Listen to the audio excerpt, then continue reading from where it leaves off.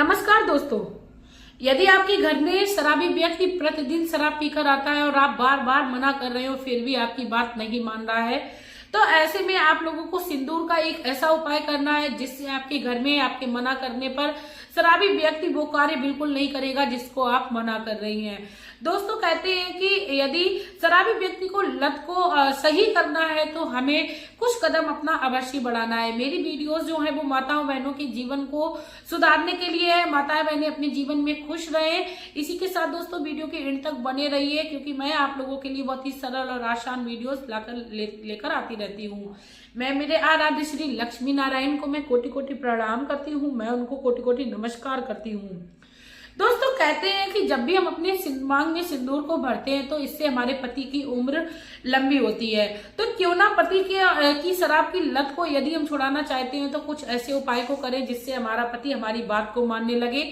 तो आप जब भी अपनी मांग में सिंदूर को भरें तो माता लक्ष्मी के साथ माता पार्वती का ध्यान अवश्य करें, क्योंकि माता पार्वती हमारे सुहाग को अखंड रखती हैं और हमारा सुहाग जब अच्छे मार्ग पर चलेगा तो हमें किसी प्रकार की कोई चिंता करने की आवश्यकता नहीं है। दोस्तों, यदि चैनल पर नए हो तो प्लीज चैनल को सब्सक्राइब कर लीजिएगा, वीडियो को लाइक कर दीजिएगा, कमेंट बॉक्स में ओम नमः शिवाय का प्यारा सा कमेंट कर दीजिएगा। इसके साथ ही दोस्तों मैं आप लोगों को बताऊं, जब भी आप सिंदूर को लगाएं तो माता गौरा से आप दीर्घायु की प्रार्थना करें ही करें। साथ में आप ये भी प्रार्थना करें, हे माता गौरा, आप हमारे घर में चल रही शराब की समस्या को दूर करें, क्योंकि उससे हमारे पति का स्वास्थ्य बिगड़ रहा है। आपकी कृपा से हमारे स्वास्थ्य की रक्षा हो, इस तरह की भावना पहले तो आप रखें और आप अपने मांग में सिंदूर को भर ले। दोस्तों, दूसरा जो कार्य है वो आपको कौन सा करना है, आप जो भी सिंदूर को भरती हैं, चाहे वो रेड हो चाहे वो मैरून हो, किसी भी कलर के आप सिंदूर को भरती हो, आपके अपने लगाए हुए सिंदूर का ही उपाय करना है। जो भी आप सिंदूर लगाती हैं उसी सिंदूर दान में से आप एक पुड़िया में थोड़ा सा सिंदूर निकाल लें दोस्तों, और उस पुड़िया में आप अच्छी तरीके से बांध लीजिए। और जब भी आप बांधें तो आपको ये स्मरण करना है कि ये जो पुड़िया है मैं अपने स्वास्थ्य के लिए, अपने पति की रक्षा करने के लिए इस पुड़िया को बना रही हूँ। उसके बाद दोस्तों, जब भी आपके घर में शराबी व्यक्ति शराब पी के आए, जब भी वह सोने की जगह पर जाए तो आपको उस पुड़िया को उसी स्थान तकिए के नीचे रख देना है या उसके गद्दे के नीचे रख देना है। उसके बाद सुबह में आपको उसके उठने से पहले उसको उठा भी लेना है। दोस्तों, आपको ये जो कार्य है वो किसी भी दिन अच्छे शुभ दिन करना है, चाहे वो आप शुक्रवार के दिन करिए, बुधवार के दिन करिए, और आपको ये जो कार्य लगातार आपको कम से कम 11 दिन करना है। और आप जो पुड़ियों को जो सिंदूर था उसको आप किसी भी मंदिर में या किसी भी देवालय में आप रख दीजिए, कहीं ऐसी जगह नहीं डालिए, क्योंकि वो आपकी सुहाग की निशानी है। तो आपको किसी ऐसी जगह पर नहीं छोड़ना है जहां पर उसका दुरुपयोग किया जाए। आप मंदिर में रखाइए या किसी आप उसमें पेड़ के वृक्ष के नीचे रख दीजिए। पेड़ के वृक्ष के नीचे हो सकता है कोई उसको ले जाकर उसका दुरुपयोग भी करे, आप मंदिर में उसको रखा हुआ छोड़ आइए, क्योंकि या फिर आप ऐसी जगह कर दीजिए जहां पर पूजा पाठ की सामग्री को रखा जाता है, उस जगह पे आप रख दीजिए। दोस्तों, आप देखेंगे कि आपके घर से आपकी पति जो हैं जब भी निकलेंगे आपकी बात को मानेंगे। इसके साथ ही दोस्तों आपको क्या करना है, यदि अपने और अपने पति का रिश्ता अच्छा बनाना है तो आपको भगवान श्री शंकर की शरण में जाना है।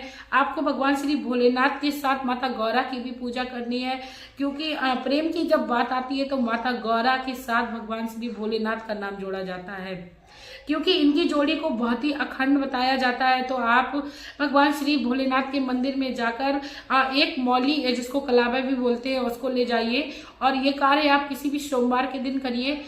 कोई भी महीना चल रहा हो आप सोमवार के दिन करिए और उस मौली से आप 7 चक्कर लगाकर भगवान श्री भोलेनाथ माता पार्वती दोनों लोगों के चक्कर लगाकर और अपने सुहाग की रक्षा करने की अवधारणा करने के साथ उस मौली में 7 चक्कर लगाएं। भगवान श्री भोलेनाथ के साथ माता गौरा को आप धन्यवाद करें, अपने सुखी जीवन की कामना करें और उस मौली को वहां पर जो बची हुई है वो वहां पर आप रख दीजिए। उसके बाद देखेंगे कि आपके रिश्ते में मधुरता आने लगेगी, आपका रिश्ता जो है वो मजबूत होने लगा है, आपकी पति आपकी ओर आकर्षित होने लगे हैं। दोस्तों, ये छोटे छोटे कार्य जब हम भगवान से जोड़ देते हैं तो हमारे कार्य में हमें सफलता मिलना निश्चय है, क्योंकि हमारे जीवन में जब हम दुखी होते हैं तो हमें किसी में कोई दिलचस्पी नहीं रह जाती है, किसी में मन नहीं लगता है। तो भगवान की शरण में जाकर हमें अपना जीवन यापन करना है, अपने जीवन को सरल बनाना है, सुंदर बनाना है। इसके साथ ही अपनी फैमिली यानी बच्चों को भी देख रेख करना है।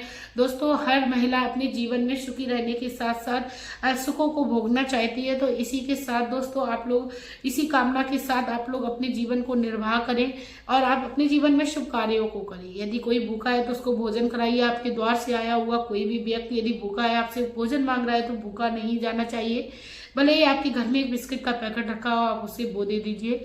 और आप उसको, यदि उसके पास कपड़े नहीं है तो कपड़े पहनने को दीजिए। जरूरी नहीं है कि आप नए कपड़े ही उसको दान में दें, आपके यूज में नहीं है, क्योंकि किसी गरीब व्यक्ति के लिए वो कपड़े भी बहुत ही महत्वपूर्ण होते हैं जो आपने रिजेक्ट करके रखे होते हैं। तो आप उससे भी उसका भला कर सकते हैं। इसी के साथ भगवान श्री कृष्ण कहते हैं, जो व्यक्ति दूसरों के दुख में काम आता है, मैं उसका साथ कभी नहीं छोड़ता हूँ। तो दोस्तों, आप लोग इस शुभ कार्य को भी करते चलिए। वीडियो अच्छी लगी हो तो प्लीज वीडियो को शेयर करिए, क्योंकि शेयर करने मात्र से आप दूसरों का भला करेंगे। इसी के साथ दोस्तों, मेरा भी यही उद्देश्य है कि मेरी हर माता बहन अपने जीवन में सुंदर जीवन को प्रदान करें। और इसी के साथ अब मैं वीडियो को मैं लेना चाहूंगी विदा। आपका प्यार और कीमती समय देने के लिए धन्यवाद।